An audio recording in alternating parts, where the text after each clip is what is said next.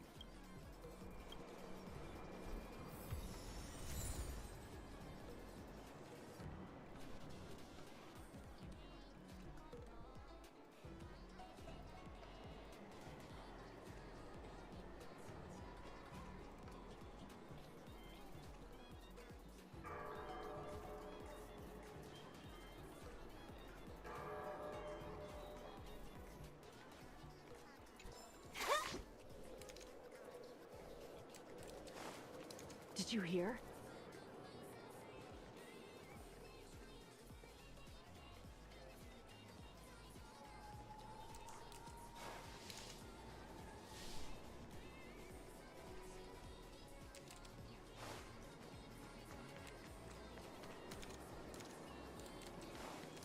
I'm planning on quitting my job at the Skyfaring Commission.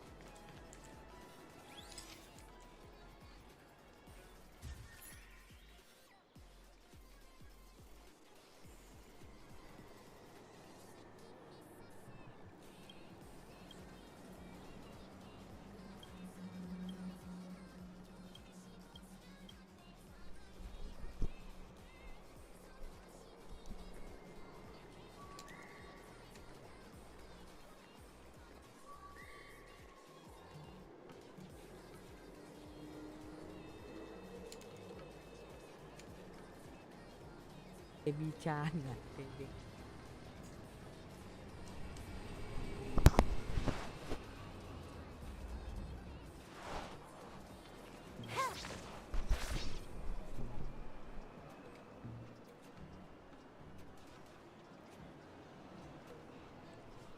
Phải.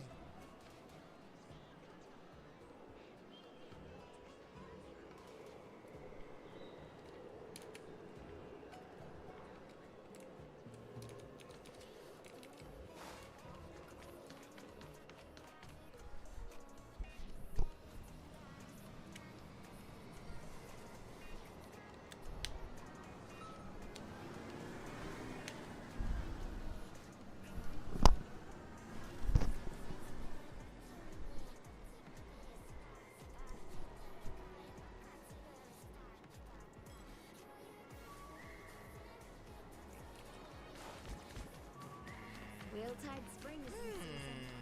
I'm Còn cái cưới scared. nhỉ? Được.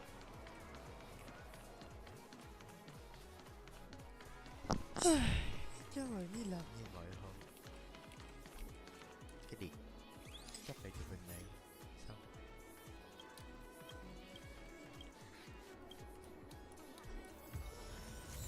Ok. Rồi, ba cái photo quay trở về. Trời ơi, cái chỗ đi xa như quỷ. Súp bây giờ câm đi, vải trưởng ăn mày làm như con quỷ á mày.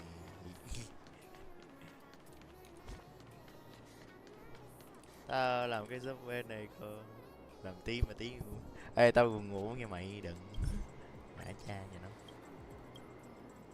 Buồn ngủ vậy, cảm lặng với biểu. Trời ơi, cho tao làm nhiều vợ nhăn đi. Ơi ơi.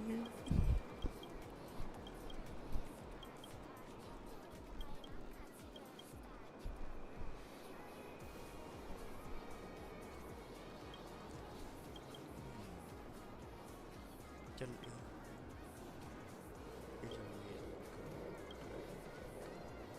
Yes, that's it. Trời ơi, còn một cái cuối nữa. Ta đâu đi. Em phải cầm buồn ngủ.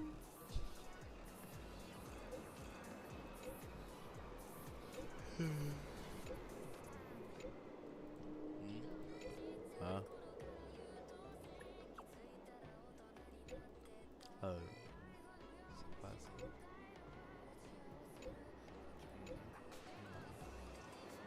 Tự mua đi, đừng mà.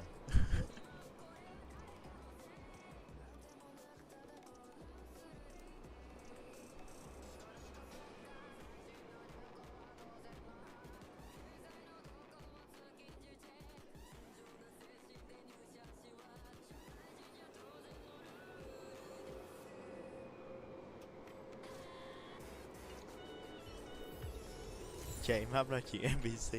Mày đùa tao à? Má, hai chàng đang đi mệt quá. Thì mày tao làm nhiều vụ sắp bán rồi mày làm như một cái quỷ. Time to log off. I mean, head back. Ơi thì thấy cái này tải chưa vậy? Này chết chưa tải voi luôn. Are you are you gotta be kidding me?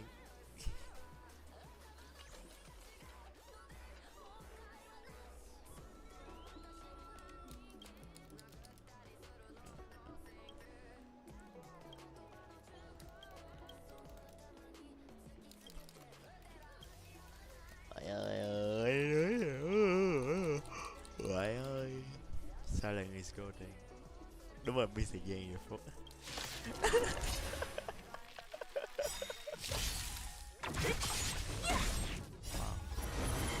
To guard and defend. Crush them. Chơi luôn đi mà.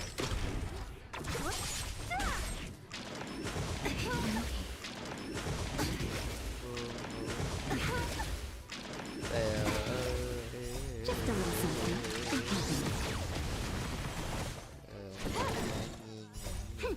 This is double speed.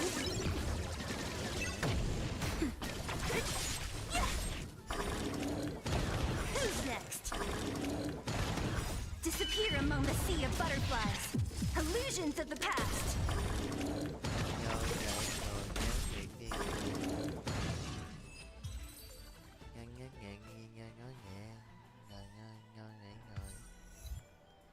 Sang đợi cái hàng tất rồi. Hi.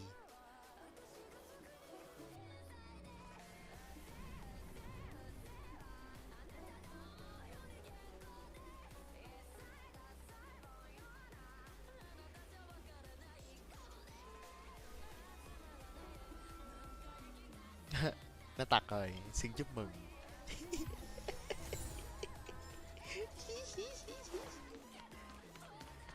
Nó tèo rồi, hợp lý.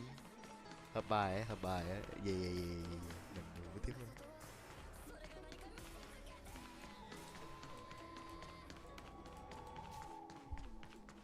Thôi ăn, thôi em ơi, mà ăn xong cái vụ quest đó từ lâu rồi em ơi. Ăn trầm cảm lắm rồi, cái đó xong rồi em ơi. Tao mới đi chụp hình xong mời quá đi.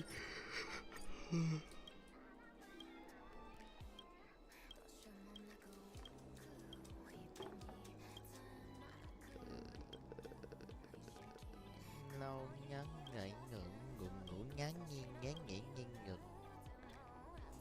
Nhoi, nhầm với nhoi. Cái gì đây?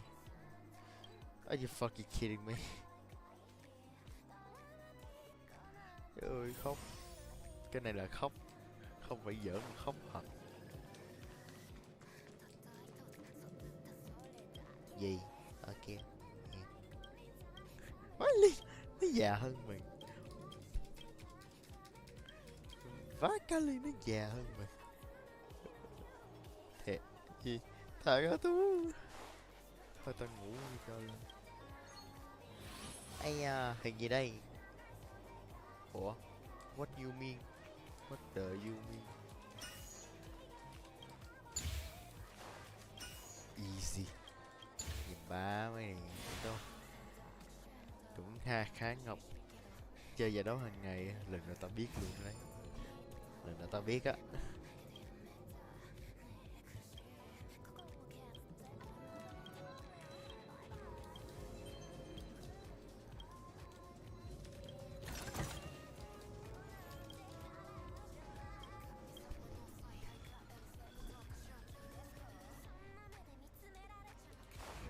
Trời ơi, mấy này easy lắm.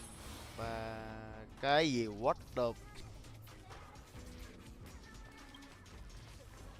Ủa chơi nhau à? Ui rồi dầm ba mày tụi tôm bắn bong bóng nữa làm chi? Ủa, bắn bong bóng đâu nữa? Ủa lo đâu ra cái bắn bong bóng vậy? Ủa ủa mày chơi nhau à?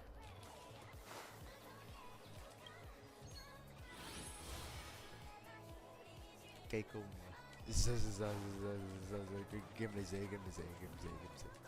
Nhìn này nhìn mày hay hiện này đen na nhận mày hay hiện nè đó. Easy. Is it always the same mechanics? I'm so lazy of the shit. What the fuck? Cho bao nhiêu? 20 5 bill 20. Trời ơi. What you mean? Are you gotta be kidding me, bro?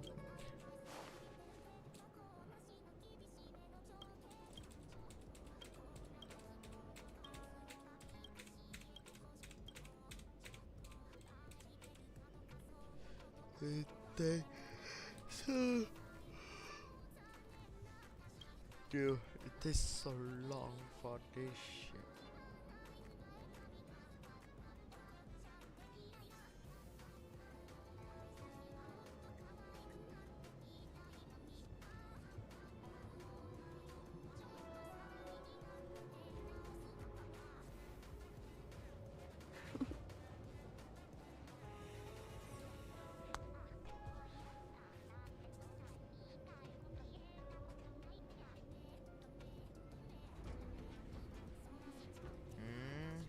What? What the? Oh, okay, I'm going damn mission first. 101010. Cái quần què gì vậy? Tao mới thấy 0101 có quần què gì. Bố mày đang ê mà lem đuôi gì thôi làm này trước á. Ok, everything y chai kêu nè. Gì nè.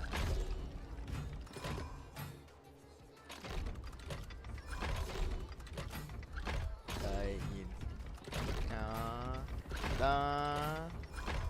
Đó. Easy boy. Nhanh gọn lẹ.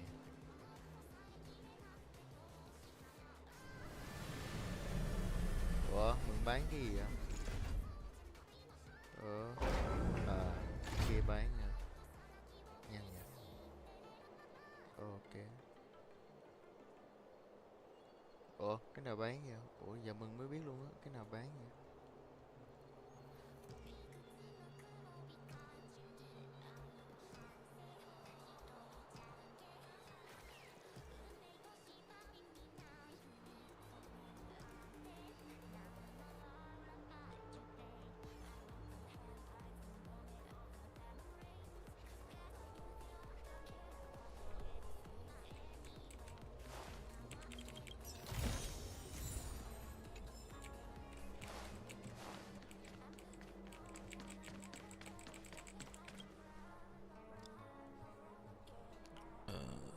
Chắc gãy lưng chứ.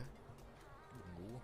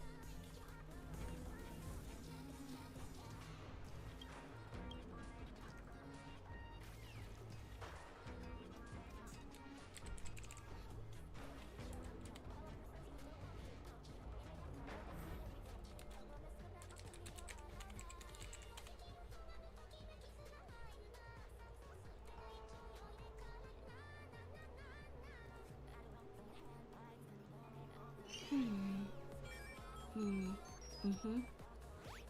The server's still not open.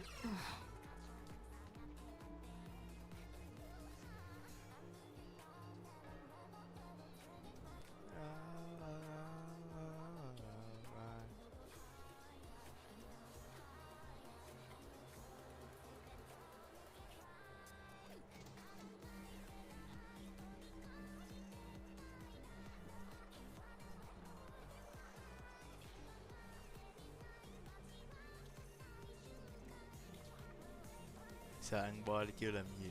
Ây ây ây ây ây ây ây, sao mày có thể làm như vậy được?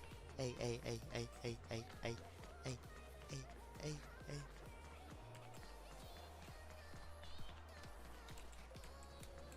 One zero one zero one zero. Imagine if the Divination Commission could predict how likely a person is to commit crimes. Guys, can you stop fucking talking or something? I'm so tired of this shit.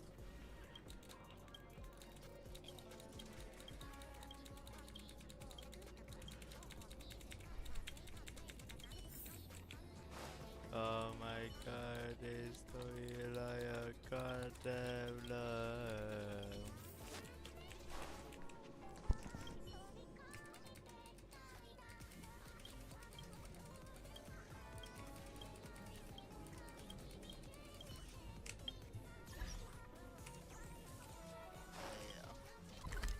Eo, eo. Hú váy bèo. Time to log off. I mean, head back.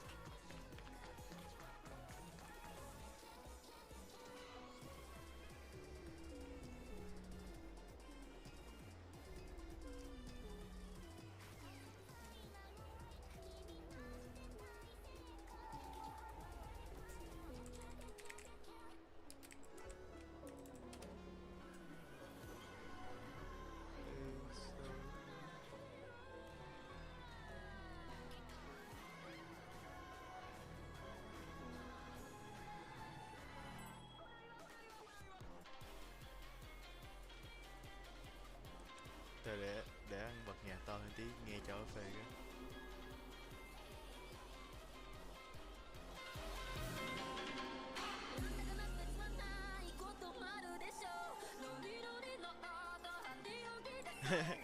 Dài nhớ quỷ.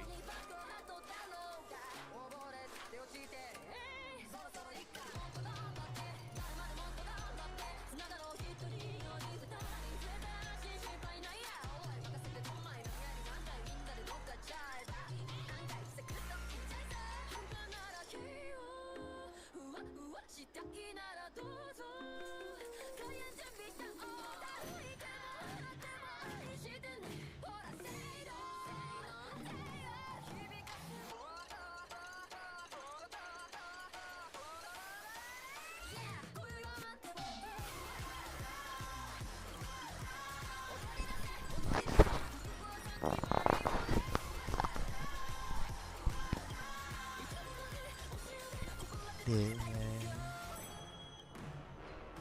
I have a gift for coming heavy what to buy.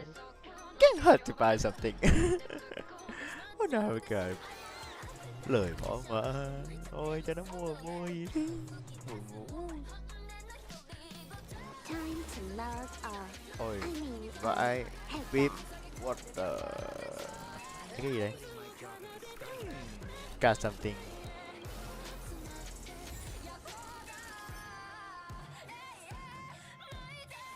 Tough.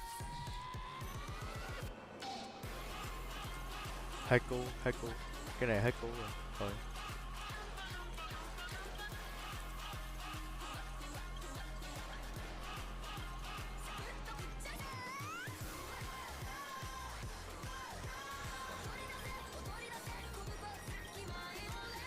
Nhiệm vụ thả thứ mấy à? Để coi biết liền mà. Nhiệm vụ đó từ để coi. Chắc làm rồi. Thả thứ mấy như là chắc làm rồi, không biết nữa. Tí nữa coi trong cái Travelot cái chắc. Okay, chắc làm rồi. Để coi làm rồi. Ẩn tìm chim nữa hả? Mày chơi nhau. Chết tao đi. Tao làm lừa lắm rồi. Lừa lắm rồi. Lừa lấy liền. Nó đỡ lên lừa lại.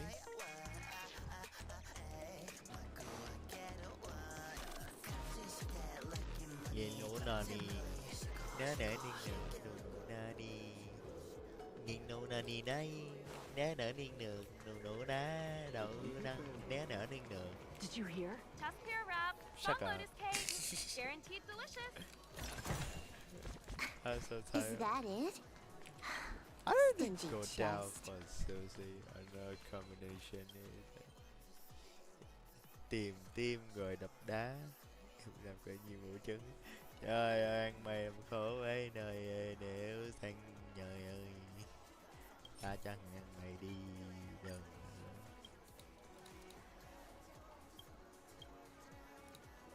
Thôi qua đi, làm cho lẹ mũ kệ cha nhà mày mất gì hôi. Mất gì hôi, ai biết nói gì nữa nha nha. Tìm bơm hạt nhân mini có mùa đó à. Phá ca chưa nhưng có mùa đó à. Thôi giết tôi đi, tôi muốn đi ngủ quá.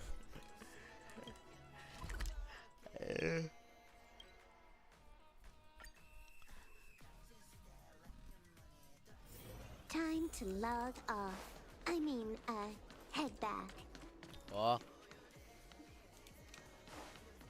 Cultured people love visiting here. méo mẹ mình ngược. Mật muôn. Mái mồi muôn. Mái mồi muôn nó mở là dưới. Nháo ngẩn nghiêng ngực. Nháo ngẩn nghiêng ngực, nháo nhỏ dưới luôn dạ. Nhảy nhồn luôn. Cái điện cọc nó ở dưới à.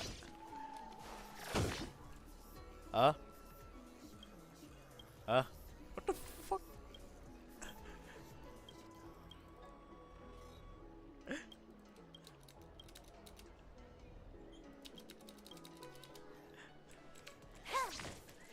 Phải liền mình đập vô thì lại có cái nào cái này.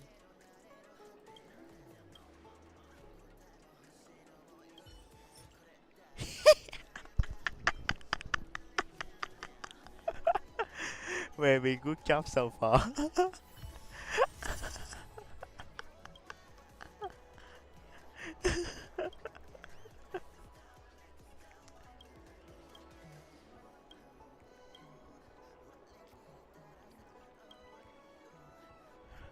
Rồi.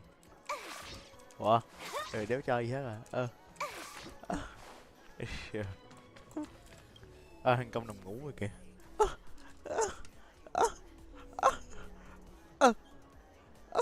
Cái điện thằng quý xứ nằm ngủ. Chơi mãi game gacha chán về lù đổi content đi biết đổi sang cái gì bây giờ. Mọi người bảo là tất nhiên là đó. Chơi game gacha chán nhưng mà chơi game gacha có nhiều view, chơi cái khác không ai xem. Chơi gacha chán đổi sang cái khác nhưng mà cái khác thì mọi người có xem đâu. Thế thì mình chơi cái khác kiểu gì? Mình sẽ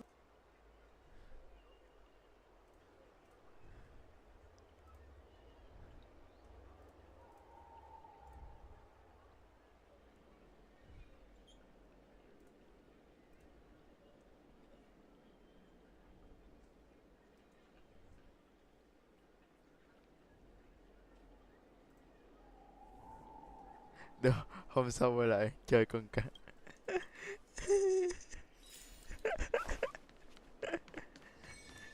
Ngỡ ngon nhơi. Nhìn ngon nhà nào ngon nhơi. Ủa xong nhiệm vụ á? Thế là xong mà. Ôi. Thank God, I'm finally done with this shit. I'm so tired, bro. Nhầm. Xong rồi. Ủa? Hả?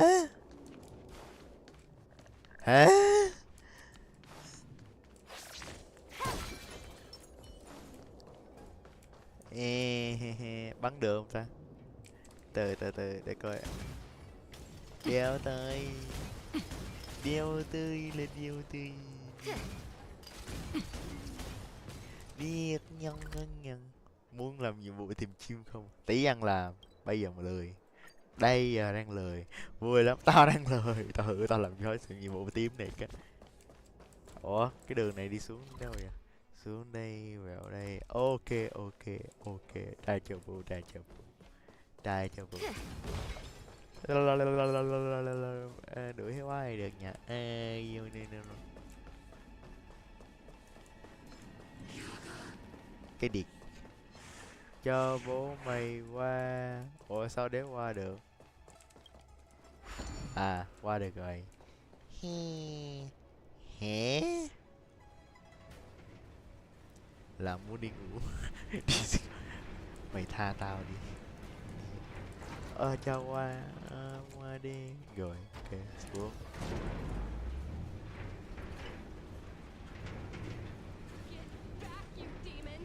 Come Who the fuck care?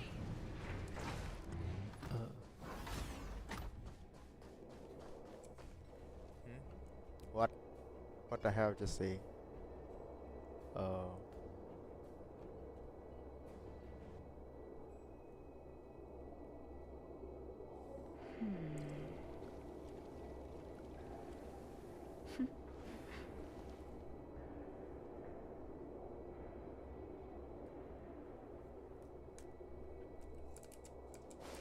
Let's go, let's do it.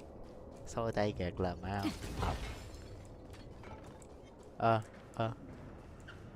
Bắn, bắn, bắn.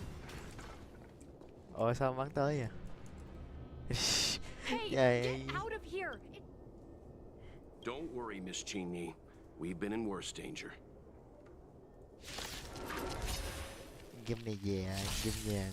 Chiêu ơi, có ô tô rồi. Ôi ơi.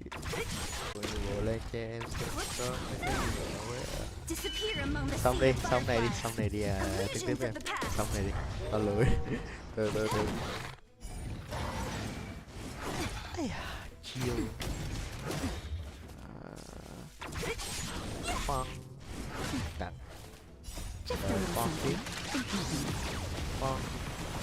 Phải sao? Lend me your strength. Rồi lại phong. Lại phong. Who's next? Lại phong tiếp. Lại thẳng. Disappear among the sea of Lại butterflies. phong tiếp. Illusions of the past. Em biết nói gì luôn. Rồi lại phong tiếp. Yes. Là gì?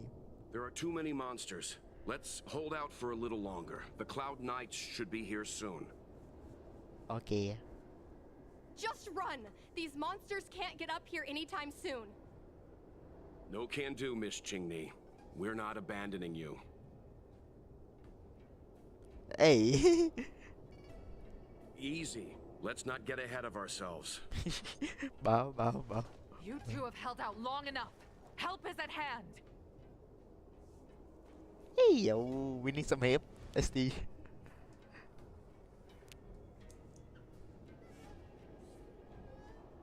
Cloud Knights, formation. Prepare to engage. Hold on, Tingni. We're coming to get you.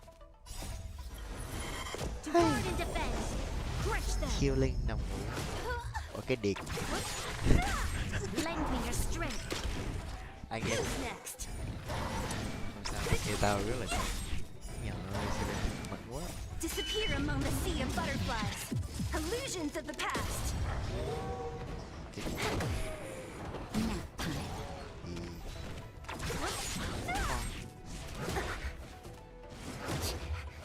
Lend me your strength.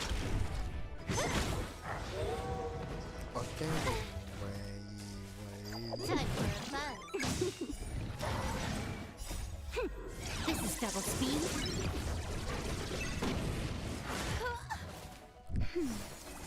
Who's next? Sao live bị delay? What the fuck? Lắc rồi. Steam yếu quá, từ nó bị lắc. Tôi tắt cái livestream Discord cái mà đừng mà Steam yếu có khác. Steam yếu quá. Từ.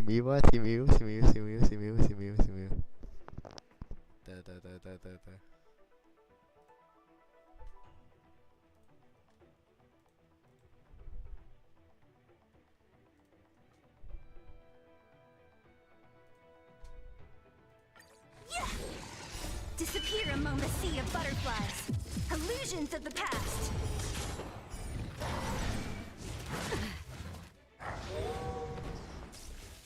Time for a buzz. Who's next? I'm okay. Just a little something. Lend me your strength. To guard and defend. Crush them.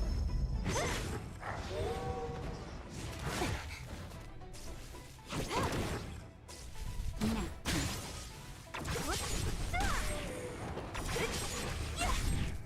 Disappear among the sea of butterflies. Illusions of the past. Lend me your strength. Who's next? This is double speed.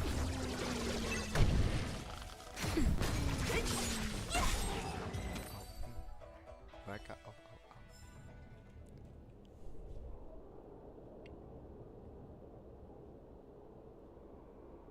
I didn't know the Helm Master. Indeed. Mother. Jingni, have you thanked your benefactor? Thank you. No need, Miss Cheney. It was. No need to be humble. You took great risks for this.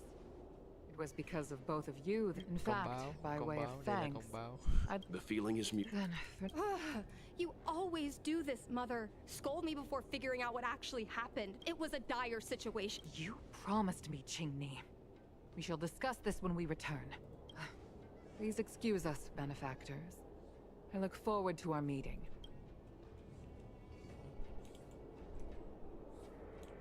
I didn't know Yukong had that side to her. You mean? You have a... But you're not wrong. Yukong's... Yes, but there's some... Anyway. Let's remember, this is no field trip. We're having tea. All right, let's head out before it gets late.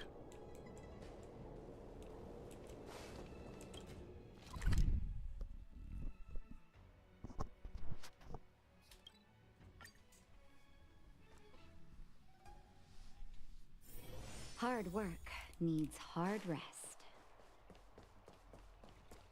Eo.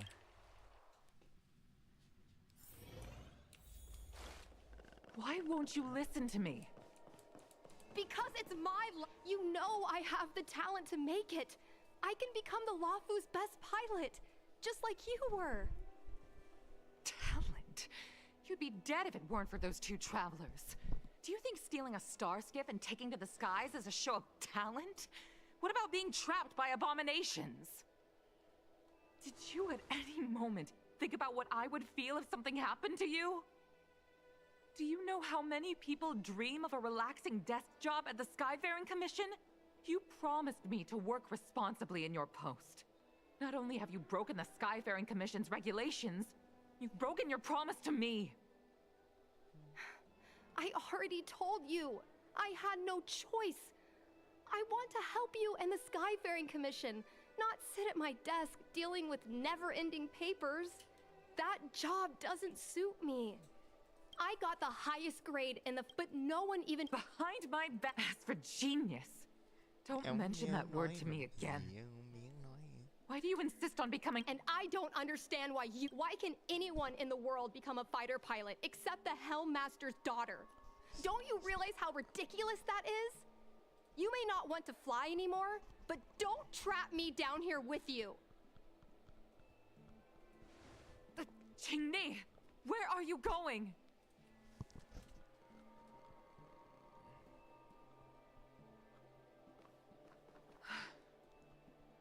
I'm sorry you had to witness this. Apologies, Madam Yukong. We should have given you some time. You're right. An oversight on my part. On the contrary, I apologize for allowing my own personal matters to encroach on your time. We don't intend to pry into private business, Helmmaster Yukong.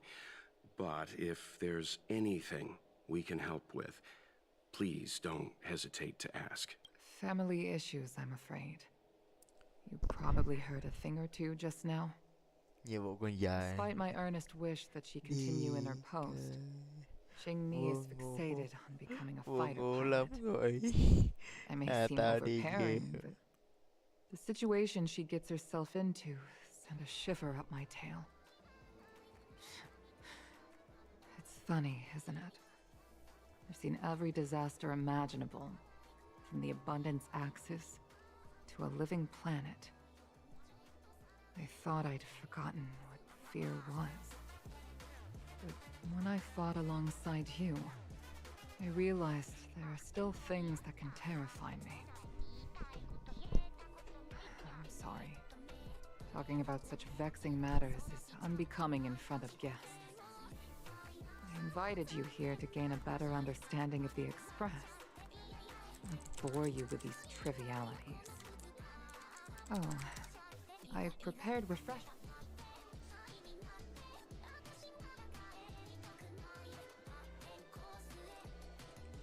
Please accept these gifts as thanks for saving my daughter. I'd heard that the Nameless had traversed the Starry Sea, but I wasn't prepared for how much I could learn from you.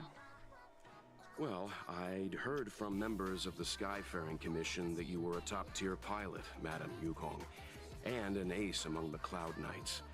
Now that I've seen you in action, I know the rumors were true. I hope to witness your flying ability for myself one day. We'll head off now. The Commission must be busy. I look forward to our next meeting, Madam Yukong.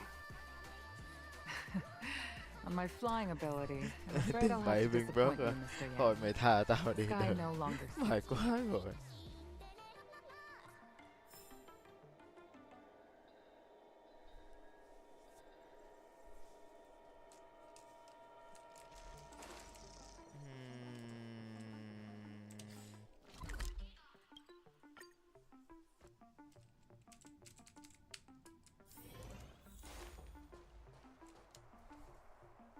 You two, please, wait. Thank you for saving me, benefactors. And I'm sorry you had to witness all that. So you've experienced it yourself, benefactor. That's great. I mean, I'm happy I finally found someone who can understand me. But I've had the hairpin ceremony. I'm an adult now. I have the right to pursue my dreams. Mom still insists on sheltering me under her wing, as if I can't even stay alive without her. Miss Qingni, these are family matters. I'm not sure it's my place to comment. However, in my personal experience, becoming a parent often means we become obstinate. To erode a rock, one must be patient and persistent, like water. What I mean to say is, instead of trying to prove yourself suddenly, perhaps you could demonstrate your ability to look after yourself methodically, over time. Don't you think, Miss Qingni?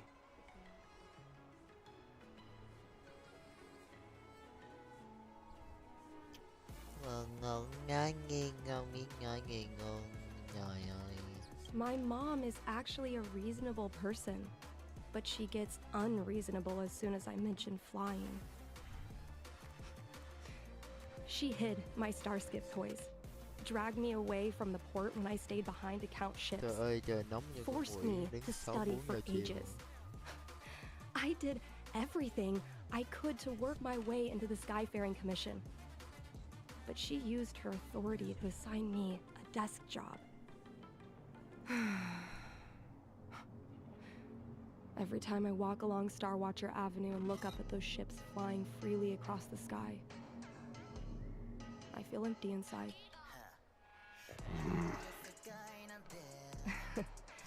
Speaking of empty inside, so how were Mom's refreshments? Good?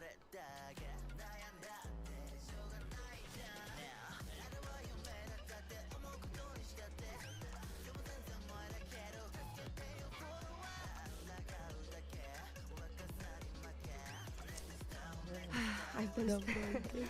How about this? My mom thanked you guys with refreshments, so I should do the same. Let me take you around Starscape Haven. We can try the most authentic snack on the Lafu.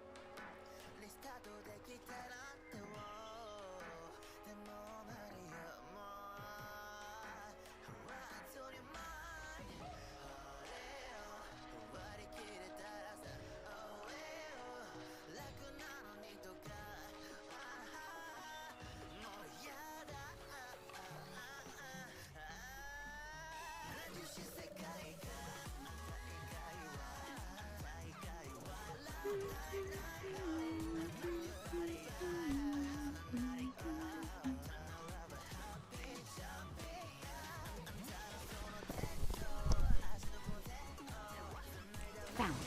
Okay.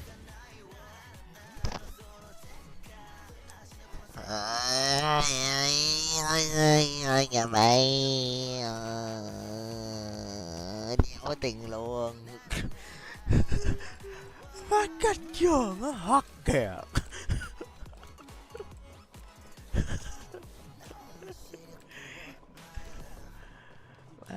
Game chơi nhau hả? Ông Hiền Tú nè.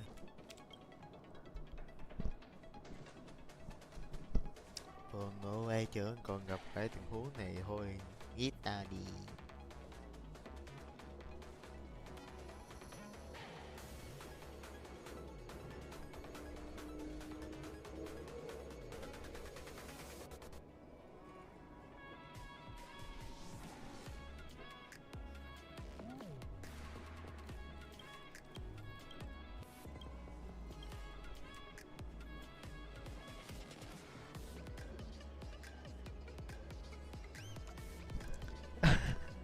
Đâu ai biết đâu, tưởng là việc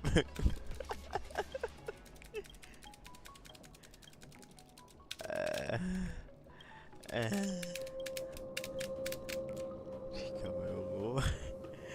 Tao đi kia.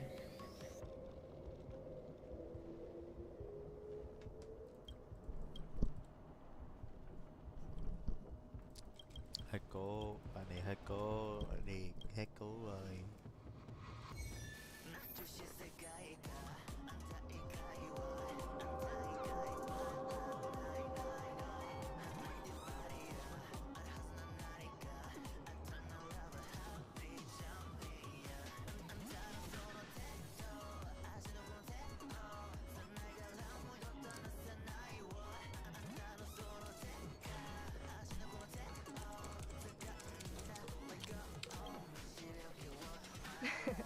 We're here! The thing about the most authentic snack on the sea and... I'm sorry. I'm afraid I don't have the money for anything fancy. Here. Monk, this thing has a bit of a unique... Let me try. Oh! Is there a drink like this where you're from? No, this reminds me of when I first boarded the Express and forced myself to... Whoa, but... Well, don't force yourself.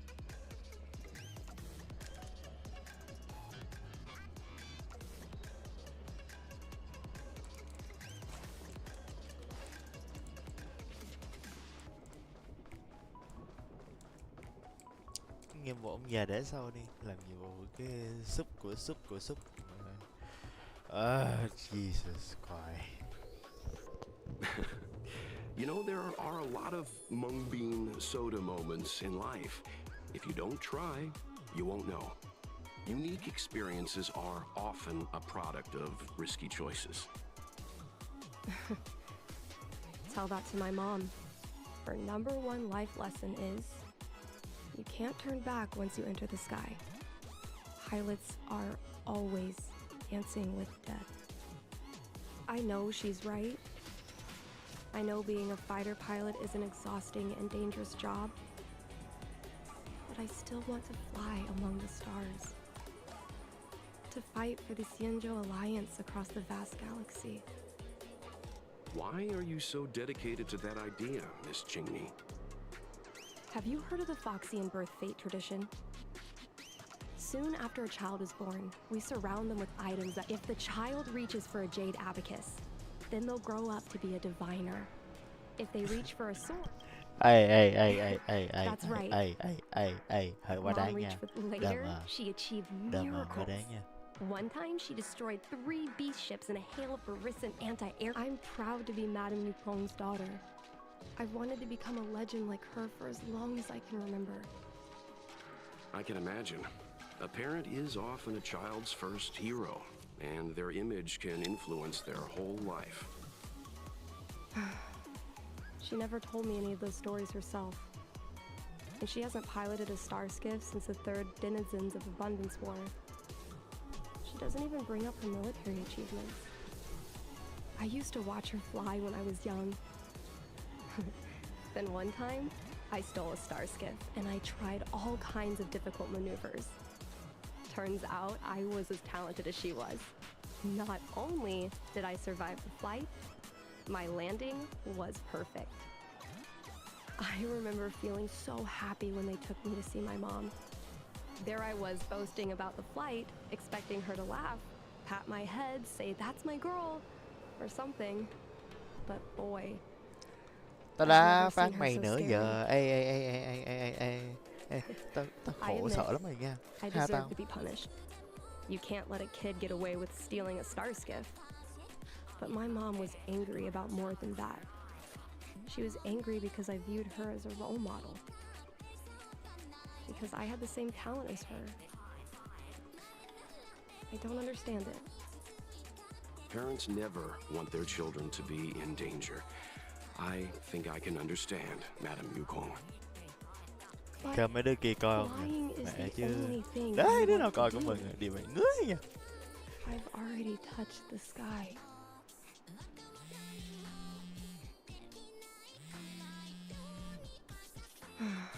It's Mom's secretary, Miss Sequay. She just sent me a message. Mom lost one of her trinkets in Stargazer Navalia when she came to save me. Miss Sequay suggested I find the trinket and return it to Mom. Said it might help me get back in her good books. In Stargazer Navalia? Let's go with you and have a look. Is it really okay to bother you two again? Indeed. You're two kind benefactors. I'll treat you to something better than mung bean soda next time.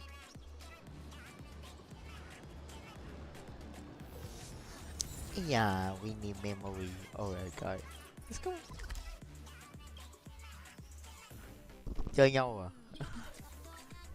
Nhiều bộ cũng sao thế? Trời ơi, bác mua mày gì chị nữa đơm game. Leo, đeo đuổi kịp được tao, leo.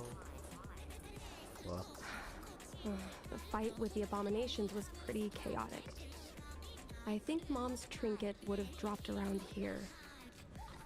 Do you know what it looks like, Miss Qingni? Let me think. It should be a little square thing.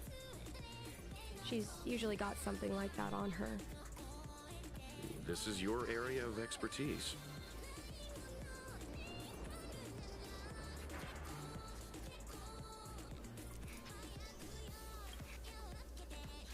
Your powers of perception are impressive, that's all. I think you're the right person for the job. for the goddamn jobs. Yes, I want. Alright, let's go. Ủa? Nhiều, nhiều, nhiều. Đó thôi. A bird cage. Huh. That reminds me. Have you guys heard of the birds that live in the Everhunt Plains? They have beautiful feathers, but you can't domesticate them. They don't live long if you lock them in a cage. Makes sense. How could a bird that's known the sky live in a cage?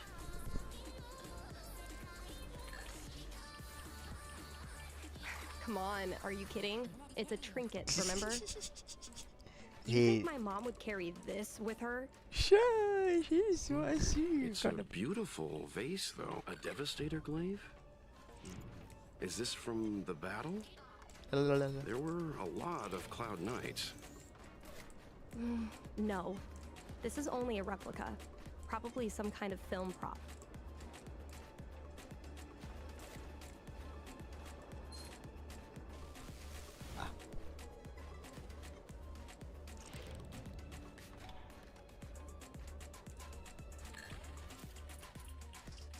Well, this is too big for a trinket.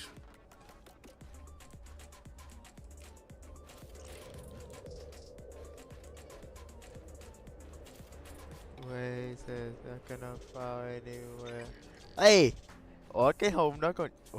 Ủa cái tùng đó đâu ra vậy? Ủa? Giờ mới biết luôn đấy.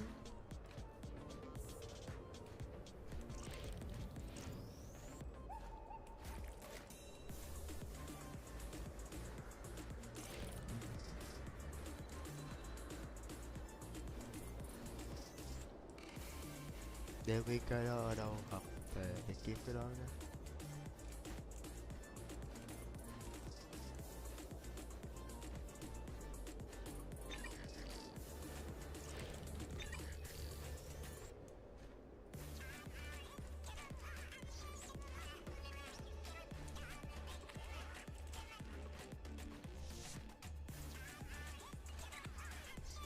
Nó ở đâu nhỉ? Ở đâu nhỉ? Đếp ní ở đâu? Đếp cái ní. Hả?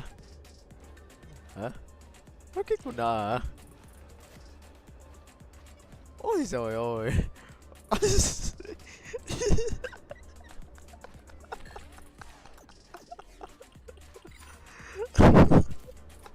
Mom always carries this trinket around with her, but I never realized there was something inside. Is this the hunt crust? Vậy voi nào ăn vô cho đi.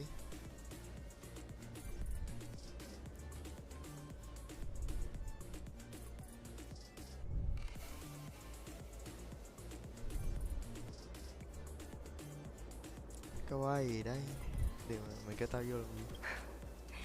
This is what pilots hang in their Starskiff cockpits for good luck. It must be very close to Hellmaster Yukong's heart. If you want us to help you persuade your mother, I'm afraid that could be difficult. It's not easy to solve a family dispute as an outsider. No, you misunderstand. I just want to know what she's thinking. What turned an ace pilot, someone who loved to fly, into someone like her? My mom clearly misses her flying days, otherwise she wouldn't keep this on her person. But she doesn't fly anymore and refuses to let me become a fighter pilot. Why? Maybe we can ask some people who might know the truth.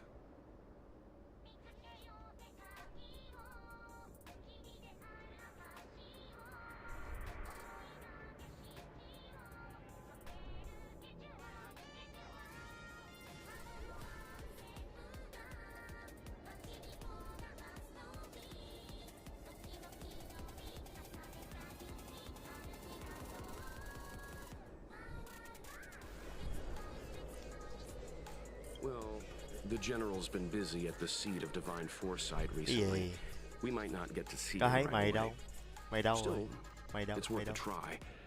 He was the one who promoted Helmmaster Yukong, He probably knows more about her past than anyone. General Jing Yuan? Are you sure it's okay to go straight to him? Oh, right. You're the General's guests. Even so, this is asking a lot of you. No problem. If we can get to the bottom of why Helm Master Yukong no longer flies, we might be able to find out why she doesn't want you to be a fighter pilot. We can't help you too directly, but an indirect conversation like this might give us a clue on how to convince your mother.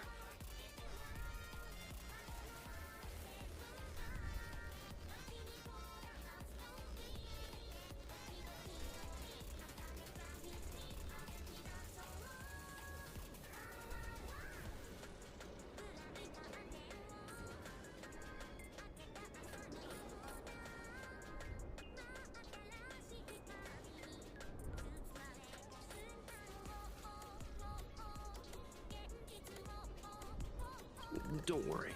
General Jing Yuan is understanding. I'm sure a small visit won't trouble him, especially if it's about a young girl's future. In that case, thank you so much, benefactors. I'll head back to Starskip Haven. I'm not ready to return to the Skyfaring Commission yet. Chắc thôi để mày tự chơi thử coi như thế nào. Chứ năm sau mới làm xong. Yên tâm, năm sau làm xong, năm sau.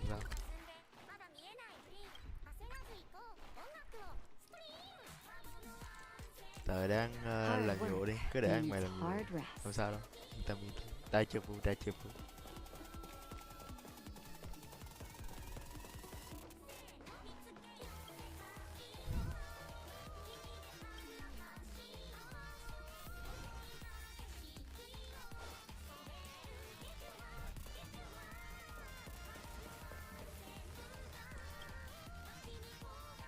Mr. Yang, and you? What brings you to the seat of divine foresight this time? It's nothing urgent. We were hoping to understand Helm Master Yukong a little better. Yukong? I heard an office worker from the Skyfaring Commission flew a star skiff to assist in the present crisis, but ran into trouble herself. She was only saved thanks to a couple of travelers. On behalf of the Law Fu, you have my thanks once again. The seat of divine foresight heard that Yukong seldom seen, but often feared temper was on display. I believe the two of you were caught between mother and daughter. We heard that Helm Master Yukong was an outstanding pilot, but that she refuses to let her daughter embark on the same career. Yukong herself is best placed to answer such questions. But naturally, you are here because you fear that Helmmaster Yukong would decline to answer. If you wish to dispel Miss Qingni's curiosity, perhaps we can take a small step back from the topic at hand. What do you wish to know about Yukong the pilot?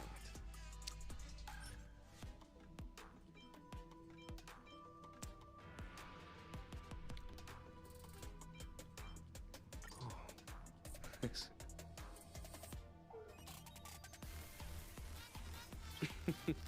Which road? I should head there myself. A divine object like this possesses a market value of at least 20,000 strails. She's kidding. This object has been stored inside Helmmaster Yukong's personal trinket all along. Miss Qingni lent it to us.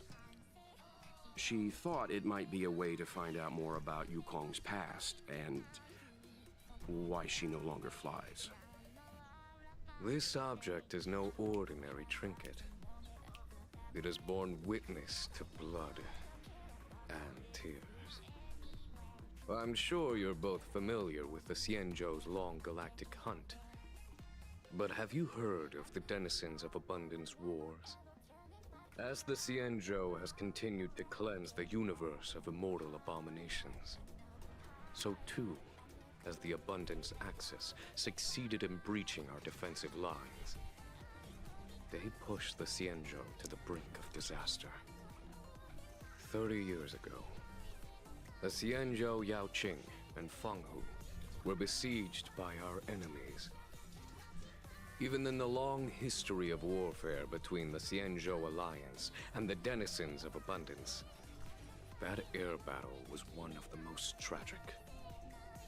We were greatly outnumbered by the abominations of Abundance. Almost 1 million fighter pilots fought in the bitter battle.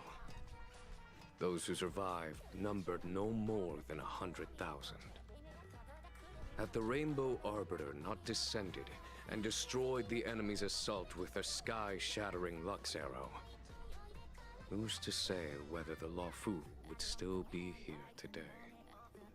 Such divine objects were forged from the embers that the Arbiter's divine arrow left behind. For the survivors, these relics contain the blood of their comrades, the ashes of their enemies, and the dust of their memories. Yukong is a survivor of that war. Her best friend, Cai, perished on the battlefield. I don't have any other questions. Thank you, General. I do not wish to speculate on the reason behind Helmmaster Yukong's reluctance to fly, nor do I want to open up old wounds. However, it is difficult to discard one's past. Yukong and Cai trusted each other with their lives. The Helmmaster will have strong memories of that time. Perhaps it is not my place to say, but I believe Qingni has the right to know about the past, as the past is starting to affect her future.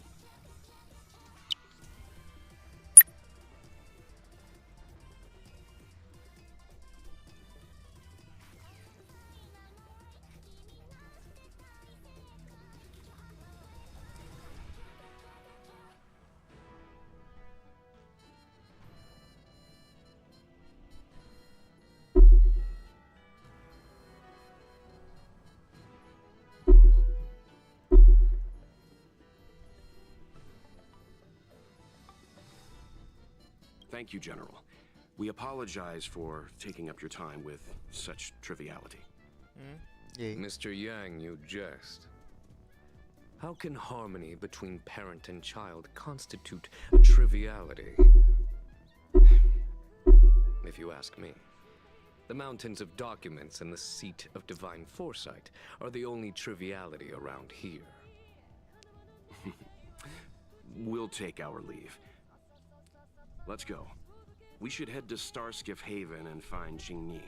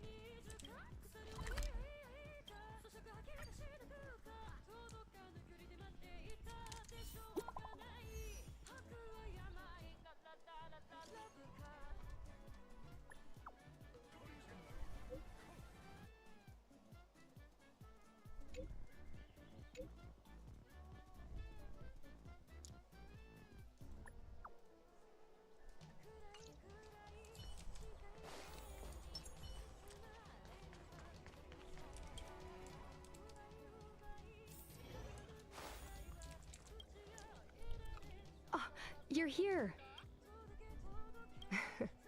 My mom isn't the irresponsible type. You... Well, anyway.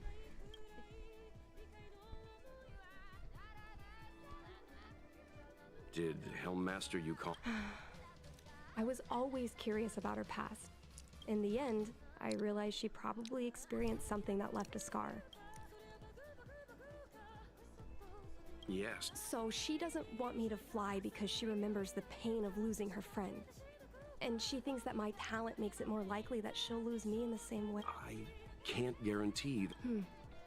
You're right, Mr. Yang. I remember... Do you... Vague. A couple of Outworlders going through Skyfaring Commission files isn't a good look. I'm afraid we can only accompany you, Miss Qingni. You'll need to do the searching yourself. Of course. You're right. Sorry.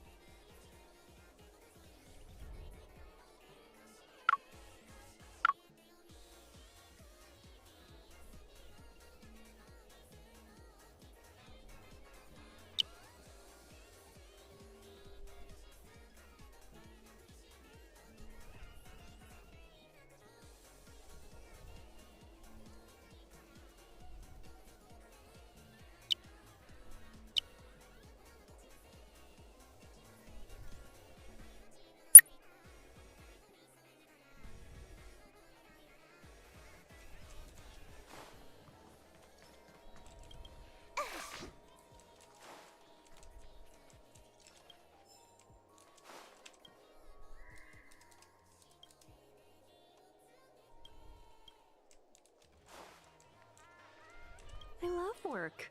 I love...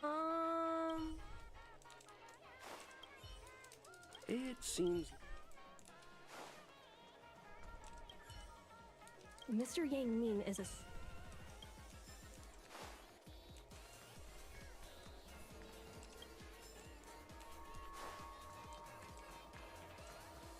We can use this one.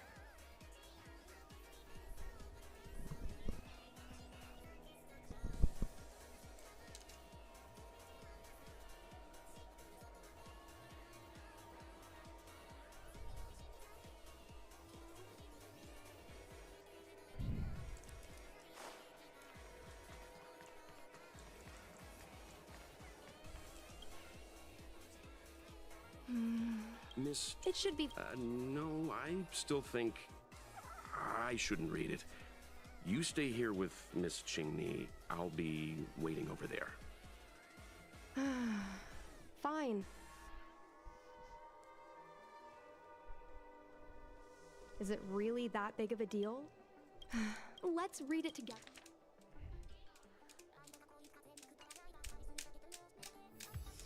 What is the meaning of this? What do you have in your hands? How did... Mr. Yang Min, please.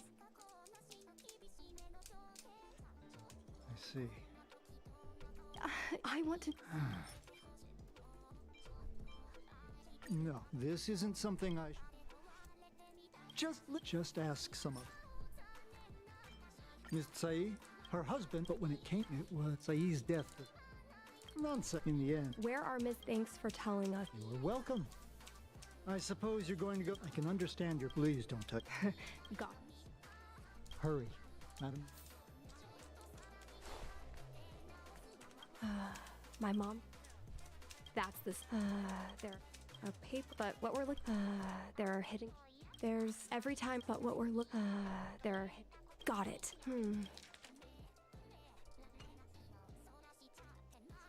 So. I was adopted. And this Miss Sai was my real mother. I suppose I've always had a feeling, but now I know the truth. I feel like I'm dreaming. Don't let that child touch the sky. Is this why Mom refuses to let me become a fighter pilot? For a pilot, the most important oath before departure is the promise to bring your comrade back. Mom didn't manage to bring her comrade back. So she vowed to prevent me from setting out. Not only am I her daughter, I'm also her final promise to Tsai. I never thought my dream would put Mom in such a difficult situation. I feel a lot closer. Yes.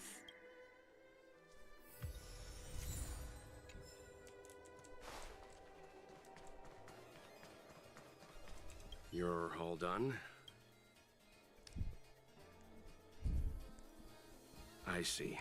Let's find Helmmaster Yukong. We'll accompany you. We're here to help, but she and I really shouldn't interject when you're conversing with your mother. It's okay. I understand.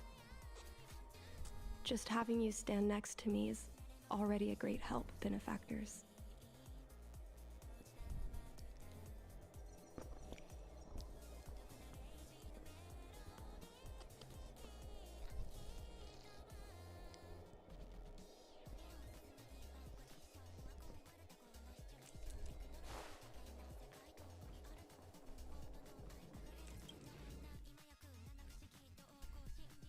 When Mom feels down, she usually goes to take in a view of the Jade Gate. Mom? Qingni, why are Mr. Yang and they here too? Miss Qingni kindly agreed to show us around Starskiff Haven. She mentioned she was trying to mend things between you, but was feeling shy about it. We volunteered to come with her. Thank you. I must apologize for the trouble my daughter has brought you. Mom! All right, it's getting late. Let's talk once we're home. Actually, I want to become a fighter. We talked about... Seems like Miss Qingni is... I thought Mr. Yang said we shouldn't Is that... I understand now. I'm sorry, Qingni. I cannot support your dream because I made a promise to someone else. I don't expect to gain your forgiveness. I just hope you can understand my reason. Mom, what are you talking about? I'm your daughter. Our bond is bigger than forgiveness and reason. I'll listen to anything you have to say. Just like you, I once longed for the sky. I know what it feels like to fly through infinite space, to be surrounded by the vast expanse of nothingness, with unimaginable splendors looming in the distance, to float like a single leaf in the fathomless stellar sea. Sai was like that. We soon became the most elite. You never knew, but those are my best memories. We would strike out into the sky, repelling demons and upholding justice. The blood we shed bore witness to it all. The life of a Foxian is short and fleeting. We're engaging the main Borisan fleet this time. Don't get too excited. Huh? Sounds like maternity leave knocked the wind out of your sails. Feeling rusty? Oh, shut it. I think you're just excited because you haven't flown with me for so long. Did you miss me?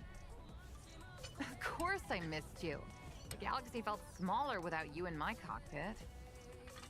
Say, Sai, really didn't think you'd come back. Do you really like flying star skiffs that much? You bet. Sure, it's exhausting, dangerous, low paid. Plus, you only get back to the Lafu a few times a year. But given the choice, I'd always pick this. I guess I already touched the sky. Mind is mysterious. It was...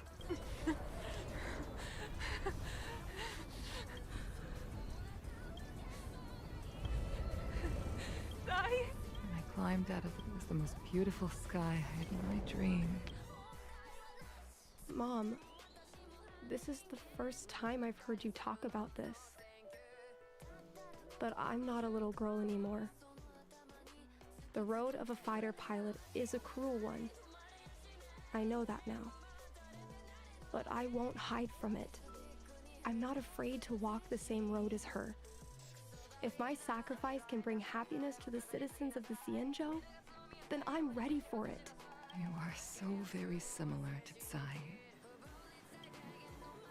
No, the cruelty has never claimed victory. Me, Tsai, your father Guang cared for the worst when we enlisted. Do you know how we won that war? The war that took away Tsai and the lives of hundreds of thousands of fighters. The Rainbow Arbiters define it. Yes.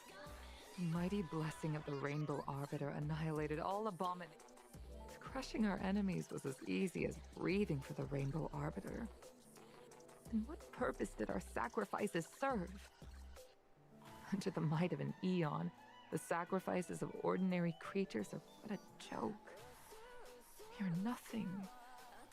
We mean nothing. Mom. But I never should have allowed my fears to compel me to make decisions for another person. Even if that person is my daughter, I brazenly interfered with your choices. I am sorry. That is my failure as a mother. Mom, you don't need to apologize. Really, you don't need to.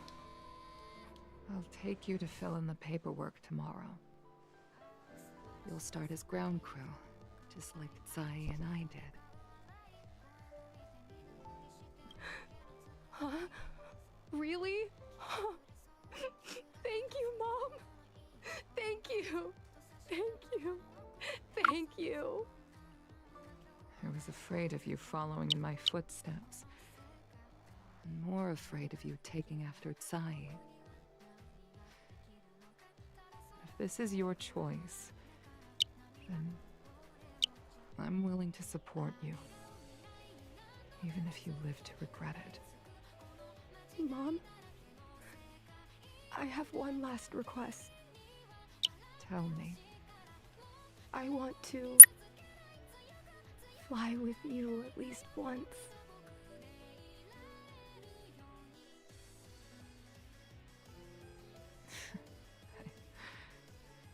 I'm afraid I can't.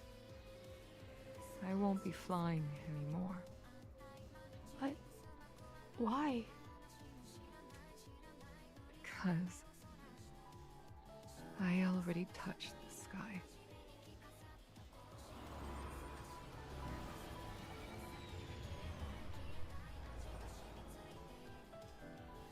Take caution. Some people may try to blend.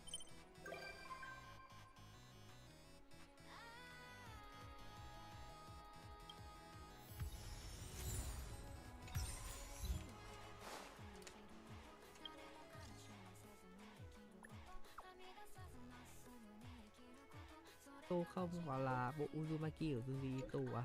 Không. đừng nói Junji Ito, tôi xem Tomi nhiều hơn Tomi OVA, nhưng hai ám là suýt ấn, tôi chưa ấn. Nó hay thật sự. Ở đây toàn fan kinh dị. Sủi dữ chưa? Không biết nữa, mình không biết là mình có nên sủi hay không nữa. Em mọi người cho mình sủi không? Mọi người cho mình sủi không? Nhưng mà mình nghĩ là nếu mà mọi người vẫn nói chuyện được với mình thì mình vẫn còn nghĩ ra được cái để nói, còn nếu mà không thì cũng hơi khó.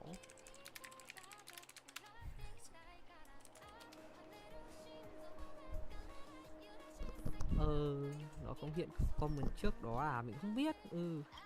Không biết nó hiện cái gì ấy. Mình không đọc được nhá, không có comment trước nhá. Kệ vậy, lời test lại quá à. Romcom tôi cũng có xem nhưng không nhiều. Romcom mấy hôm nay mình đọc nhiều lắm, xong rồi nhiều lúc mình tưởng tượng trong đầu là ước gì đấy là mình ai nhầm. Đó, có những cái ký ức giả ấy, tức là tại sao, bởi vì mình cũng đã ở trong cái trạng thái độc thân cũng hơi lâu rồi, và mình nghĩ là mình sẽ cái trạng thái độc thân là nó sẽ kéo dài khá là lâu ấy. Cái lý do tại sao mà cái trạng thái độc thân của mình nghĩ là nó sẽ kéo dài lâu thì cái này mình sẽ không nói ở đây đâu, vì mình nói ra rất là ngại. Và mình nghĩ là chả ai có suy nghĩ như mình cả. Nhưng mà chắc là cho đến cái thời điểm mà mình không còn stream nữa, hoặc là cái thời điểm kiểu mà rất là lâu sau, nếu mà lúc đấy mình vẫn còn stream thì lúc đấy mình mới nghĩ đến chuyện là kiểu gỡ cái trạng thái độc thân ra khỏi cái bio của mình. Sủi nhanh ghê à. Không có sủi đâu, là sủi dữ chưa. Trong khi tôi là cái nam chân thiết của tôi lại queo. Disappear among the sea of butterflies. Illusions of the past. Cái lúc mà mọi người để mặc mình đi cái lúc lend me your strength. Không ai nói gì. Who's next? Cô Hoa lên ngồi chơi là máy về, còn bây giờ disappear among the sea of butterflies. Thì harem nó hơi đặc thù ấy. Bây giờ ít bộ harem hay. Có ai xem link click chưa? Em lướt face thấy một cái tút bảo ghi sinh nhật bản thân và Việt nó ghi sinh nhật em cùng Haru. Yeah.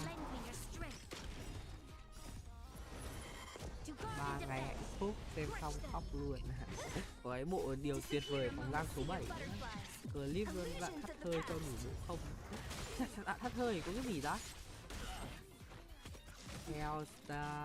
Remina nó rất uy tín. Về đâu à? Na cứ xem đi rồi biết hay lắm, chuyện thì mua bán noi đâu hồ đọc và tôi còn đang sợ đi đến chú mèo hắt xì, nhưng mà mình hắt xì rồi có cái gì đâu. Kia giả sử lúc nãy mình ngáp thì còn nói chứ mình hắt xì mình thấy là mình hắt xì suốt mà. Chắc là hôm tối mặt trời bắt đầu nó lạnh dần, với cả là mình cũng đang ngồi quạt nên là mình hắt xì. Tôi là 500 phút vận xui cả tháng hay xui quá trời à.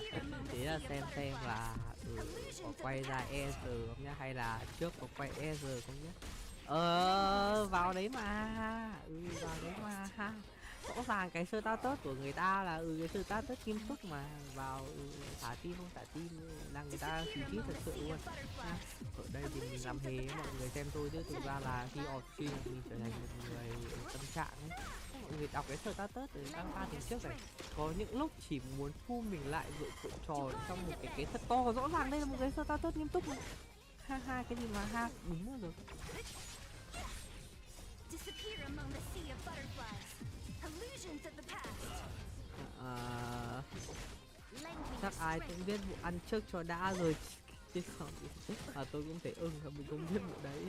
Mình biết cái câu chuyện ở trong hình như là nó ở cạnh cái điều Vũ Trọng Phụng gì phải, cái số đỏ Vũ Trọng Phụng, bởi nó ở trong cái năm đấy, ở cái văn đấy là có cái chuyện ngắn gì đó nó cùng thời á, tức là có mà bữa tiệc gì đấy xong rồi mời mẹ từ quê lên đúng không, từ mời ba mời mẹ từ quê lên xong rồi người ta rồi mà vơ hết cái bàn tiền rồi ăn đến mức no xong rồi đến mức mà ấy mà cái kia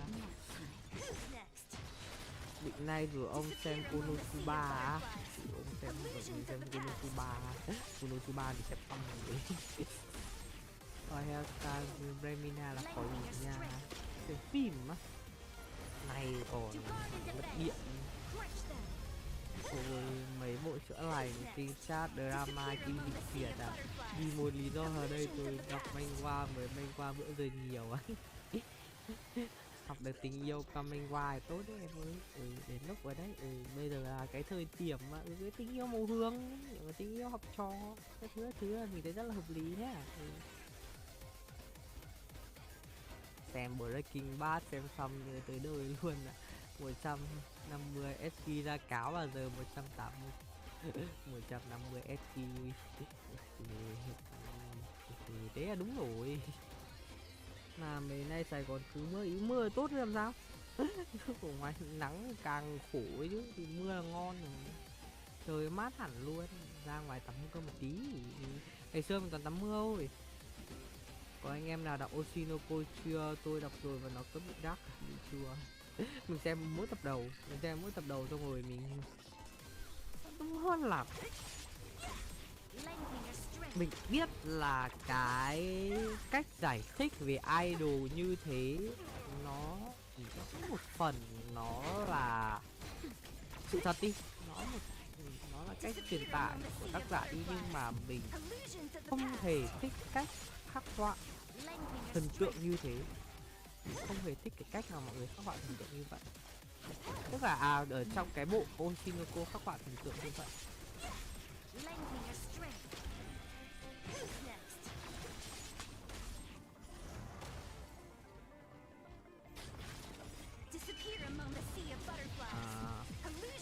Manh Hoa và Manh Hua thích mỗi ưu tiên cái level bộ tỷ không cái ôm nàng tình cảm mà mèo xem nàng và chú mèo của nàng chưa, mình chưa nàng vào chú mèo của nàng mình có nàng lắm, mình có chú mèo nàng và chú mèo của nàng chưa, cũng không có ai ấy, mình cũng đơn cô mình này. Ôi kênh chat toàn bày đâu thì mình bảo mọi người cứ đọc cái bộ cái gì mà The Dancer mai hết thôi. Tôi xem lại mấy nay đang tìm một chút xem mình ngày xưa. Hiện giờ tôi là đọc manga là gì hiểu à?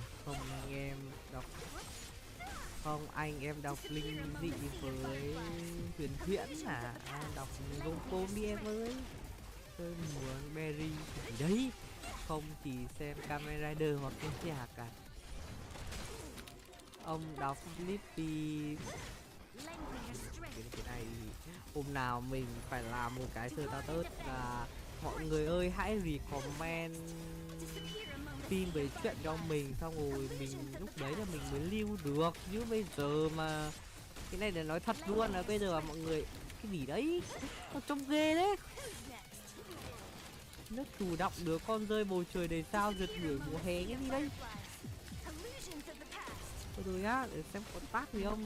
Sai apply cái gì đây mà cái gì mà trông sợ thế. Cái gì mà toàn máu me bé bét đây này. Cái gì đấy. Mà khi nào mà mình phải biết cái tớ cho mọi người comment đấy chứ bây giờ mình làm sao mình nhớ được tên.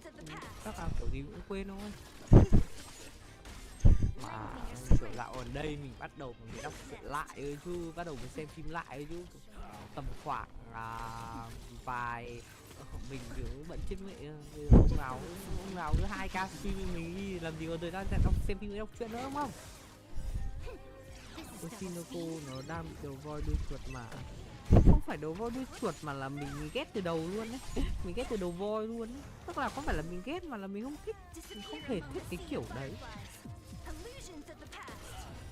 Mình không hề thích cái cách mà bộ phim miêu tả một cái góc của cái những cái idol như vậy.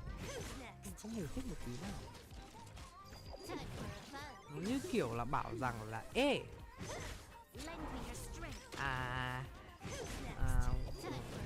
nó không phải là nhá, là idol nó là gì, nó là nghệ sĩ trình diễn đúng không? Nghệ sĩ trình diễn và tất nhiên là cũng có một vài thứ nhưng mà mình cảm thấy là kiểu mà bộ truyện nó mô tả idol theo cái dạng nó theo cái kiểu mình không biết phải mô tả mọi người như thế nào nữa.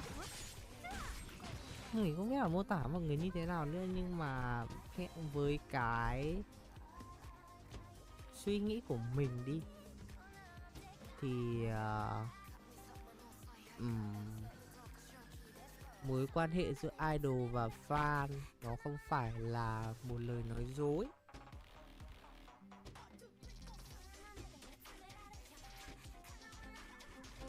Như là trong Oshinoko mô tả, đó là cái tập 1 đấy. Mình xem là mình bị cấn cái đó nhất ở trong cái tập 1. Và đó là lý do tại sao là mình không động đến bộ phim, dù mình biết là bộ phim cũng rất là hay. Thì là mình thấy cái này nó hơi bị xung đột với những thứ mà mình đã tiếp xúc với cái văn hóa thôi. Rồi nhá. Câu chuyện là như thế này đi, là với một người họ luôn miệng họ nói là yêu bạn, nhưng mà họ thật sự không yêu bạn thì đó có còn là một mối quan hệ đấy không? Tức là tại sao? Tức là bạn hoàn toàn bạn có thể không nói những cái lời đó. Bạn hoàn toàn có thể tạo ra khoảng cách giữa mình và fan, đúng không? Bạn hoàn toàn không cần phải đi con đường kiểu dạng như là fan idol các thứ xong rồi kiểu skinship nọ kia, bắt tay nhau đó. Mình không cần gì phải đi con đường đấy đúng không? Hoàn toàn nếu mà mình có talent thì mình không cần phải làm nghệ sĩ trình diễn nữa, mình có thể làm ca sĩ.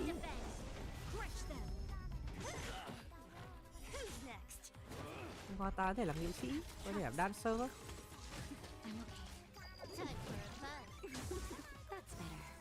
Và ngay cả làm idol thì mình cũng có thể giữ khoảng cách đấy mà. Trong khi kiểu khi mà mình đã sử dụng cái lời nói dối đó để làm gì? Cái này nó toẹt ra dùng cái lời nói dối đấy để đánh bóng tên tuổi, để kéo fan lại, bởi vì là idol cần fan. Idol cần fan là nổi tiếng. Mọi người cũng hiểu vấn đề đấy. Tất nhiên là fan cuồng thì tất nhiên là đâu có, nhưng mà mình có thể tránh hết cái đấy mà. Như vậy vô cô mà có thực ấy nhẹ nhàng, bài này từ họp đây bye bye. Chuyện có hệ thống lắm thì ăn liền quá nhưng đâu có sai đâu, được ra cả đã ai bảo luôn cô. Không thích thì không ghét là sai. Em đang ăn pha family life tôi xem rồi kiểu đang ôn pha chỉ báo nhiều ông tự đọc nhưng việc không ấy thì tôi không phải fan để lại hết rồi. Tôi thích những nhẹ nhàng đời thường tôi mà càng ngày càng ít để như vậy. Tiến sĩ à, cái đó ông đang nói là phản bác chính ông đấy. Không phải, nhá. Disappear among the sea of butterflies. Illusions of the past. Tức là tại sao tức là mình có đồ như này này.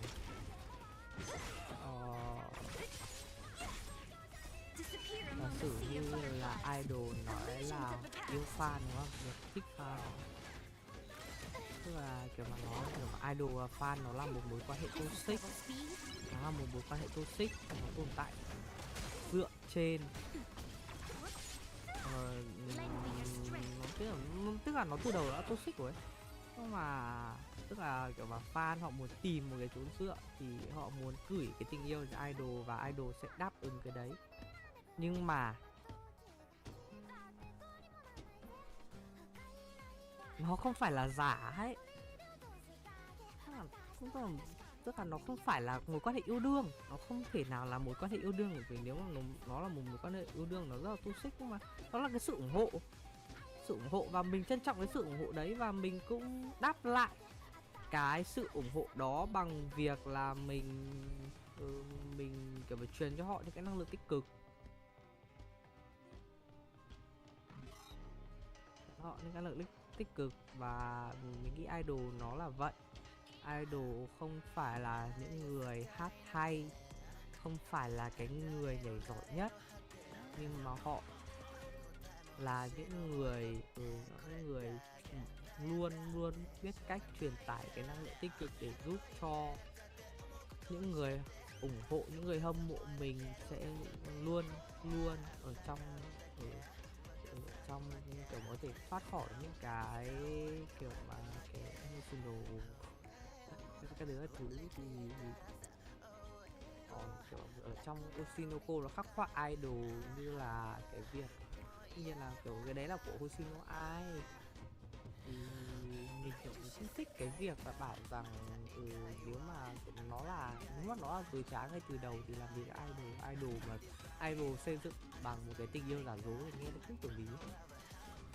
Tức là bây giờ nhá, mình có như là hỏi tất cả những người kiểu thần tượng họ có quý fan của mình không? Có, rất là quý fan của mình ấy. Kiểu bây giờ bảo ghét thì không thể ghét được. Tất nhiên là có những người mà họ hơi có một cái cộng đồng ultra kiểu hơi quá trớn các thứ, nhưng mà đấy, nếu mà một cái thứ gì đó mà xây dựng mà nó dựa trên những cái lời dối trá thì nó không phải cái tình cảm thực sự rồi, và nó giống như là việc của những người lợi dụng ấy. Nghe lợi dụng nó hơi căng thẳng, nhưng mình nghĩ là như vậy. Như kiểu như thế này á, mình cũng sẽ không bảo liên quan đến idol các thứ đúng không, nhưng mà cái này giả sử là mình là người xem đúng không, mọi người video của mình đúng không, thì nó cũng giống như kiểu là mình chỉ lợi dụng mọi người, mình chả quan tâm đến mọi người, quan tâm đến mọi người, và mình thực ra là mình không, mình chỉ reply lại mọi người, mình reply chat của mọi người bởi vì là nó là nghĩa vụ của mình, bởi vì là cái này nó giúp mình có nhiều lượt xem hơn thì mình làm như thế.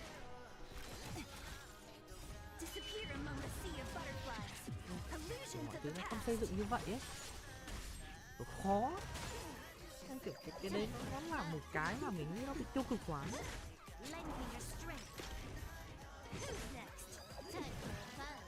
Na kiểu xem đi xem mà hối hận vì sao chiều có thể mà truyền tải năng lượng tích cực, đôi khi là lấy đi năng lượng tiêu cực để hâm mộ ấy. Đúng rồi, thực ra là ở idol mình thấy nó không phải là một cái mà nó có thể khắc họa một cách, tức là nó có thể khai thác như là cái đoạn sau mà mình thấy có thể là ok, nhưng mà mình thấy cái cách suy nghĩ về idol Hoshino 2 nó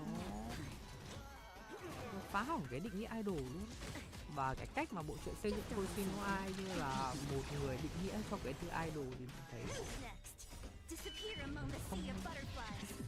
không phải là idol. Không được nữa, còn nếu muốn đam mê tôi vài độ cũng đâu phải nó chỉ còn nói idol không đâu, nói chung này giải trí là thì đó. Mà đấy thì mình chỉ bảo tập đầu mình có bảo là bộ phim đâu, với cả là cũng không hẳn ấy, mà là mình cũng bị spoil nhiều quá. Cái lúc mình xem phim nhá, cái tập 1 nhá, mình rất là hóng cái tập 1, tức là có thể là bỏ cái bộ idol qua một bên đi, rồi tình mẫu tử các thứ. Mình cứ muốn là có một cái cảm xúc mãnh liệt như là một cái sự xúc động các thứ, nhưng mà nó do bị spoil nhiều quá nên là mình mất hứng xem luôn. mình xem là mình không còn thấy cái sự xúc động nữa, và cái đoạn suy luận họ chấm mất. Disappear among the sea of butterflies. Illusions of the past. Nhưng mà nhá, nếu mà ngày xưa có thời gian thì mình cũng xem rồi, chỉ là bây giờ phim 2K còn gì cái thời gian xem. Đó là khó ở năm kia. Đang đi vậy. Yêu thích idol nên mới làm idol. Yêu thích idol nên mới làm idol. Yêu thích idol, mình thấy nhá, idol thì mọi người cũng biết ở đây là idol nó là cái bàn đạp để có thể dấn thân vào ngành giải trí. Thì trong phim mình nghĩ là trong phim chắc chắn sẽ nói về cái này rồi. Yêu thì cũng một phần là yêu thôi, nhưng mà khi mà mọi người đã đứng ở cái vị trí đấy thì chắc chắn là nó phải chấp nhận thôi. Và nó hoàn toàn là có thể như cái trường hợp Osinoi, nhưng mà nếu thế thì đừng có mà số được Osinoi như idol. Chứ cái việc mà chả yêu ấy thì những việc như ở trong phim mà nó cũng xảy ra bình thường mà.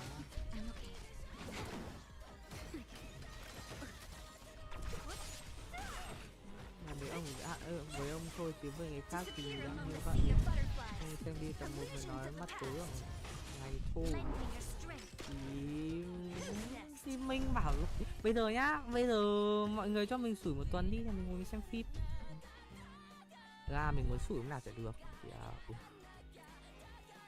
mình không muốn sủi ấy, bởi vì là nhiều lúc mà mình cũng bị cố gắng quá sức của mình. Bởi vì tại sao? Bởi vì là tôi nói cái này nghe nó cứ đần đần vì nên thôi.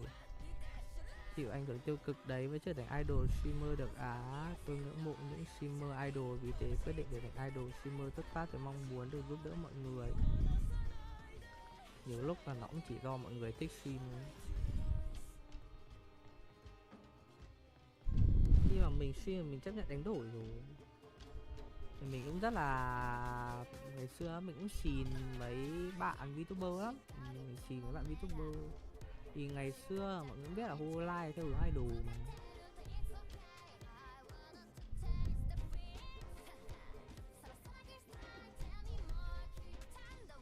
Năm vua thăng cấp 6 tôi lười. Ông muốn giúp mọi người đúng không? Thì ông nói chuyện với viewer, chia sẻ viewer là giúp họ vượt qua những tiêu cực và cũng là thứ giúp ông về dễ chịu.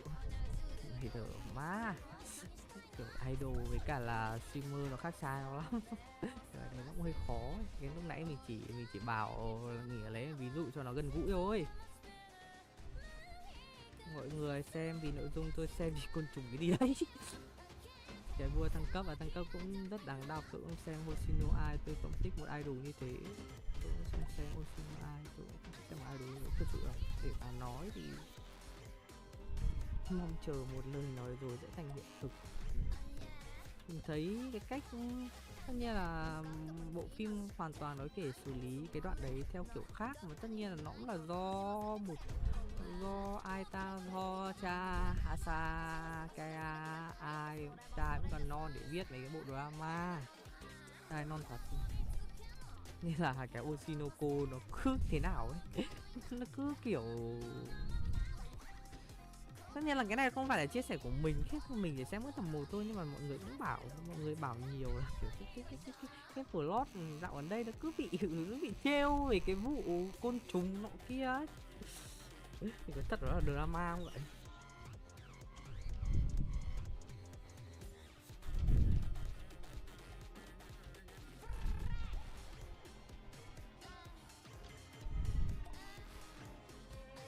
Thanh Bro thế thì tới từng diễn viên chắc mấy ông thích diễn viên cũng ghét như ông, hay việc ông làm idol làm diễn viên. Thực ra là có một cái ví dụ khá là giống với cả đời thực, đúng hơn là cái này nó xảy ra ở đời thực đấy. Mọi người nhớ không? Nó cũng vừa mới xảy ra thôi. Đó là